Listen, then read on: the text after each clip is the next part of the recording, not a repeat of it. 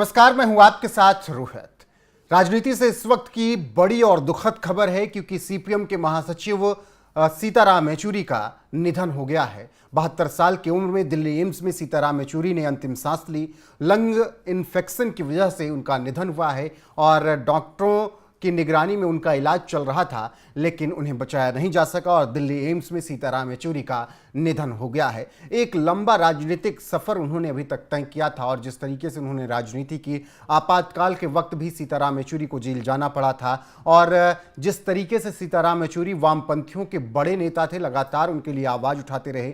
वामपंथियों की सबसे मुखर आवाज आज शांत हो गई और इसके बाद देश में शोक की लहर है और तमाम राजनेता सीताराम येचुरी के निधन के बाद शोक संवेदनाएं व्यक्त कर रहे हैं और उनके जाने पर राजनीति में एक जो शून्य छूटा है उसको लेकर भी चर्चाएं हो रही हैं। आपको बता दें कि सीताराम येचुरी जब आपातकाल लगा था तो उस वक्त जेएनयू में थे और जेएनयू से पढ़ाई कर रहे थे और उन्हें जेल में उस वक्त डाल दिया गया था। तो एक जो वहाँ से उनकी राजनीति शुरू हुई, उसके बाद उन्होंने सफ़र तय किया राज्यसभा तक का और जिस तरीके से उन्होंने राज्यसभा तक का सफ़र तय किया, तमाम मुद्दे उन्होंने सदन में उठाए, उन पर चर्चाएं हुई। यानी सीताराम येचुरी जिन्होंने एक अपनी शुरुआत की थी हैदराबाद में अपनी पढ़ाई के बाद। आपको बता दें कि 1974 में वो स्टूडेंट्स फेडरेशन ऑफ इंडिया में वो शामिल हुए थे। एक साल बाद वो भारतीय कम्युनिस्ट पार्टी मार्क्सवादी में शामिल हो गए।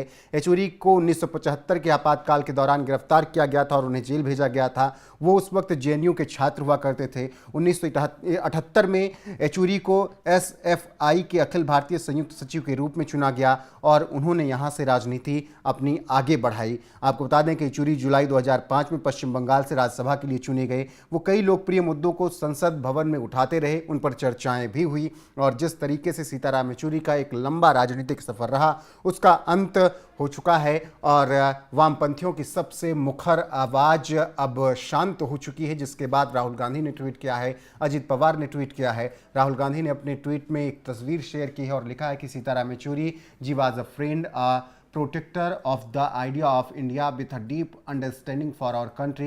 I will miss the long discussion we used to have. My sincere condolence to his family, friends and followers in this hour of grief. तो राहुल गांधी ने एक तस्वीर शेयर की और शोक संवेदनाएं व्यक्त की। इसके अलावा अजीत पवार ने भी एक ट्वीट किया और उन्होंने लिखा कि जिस तरीके से असमय सीताराम येचुरी चले गए, वो राजनीति में एक शून्य छोड़कर गए हैं। मेरी शोक संवेदनाएं उनकी आत्मा को भगवान शांति दें।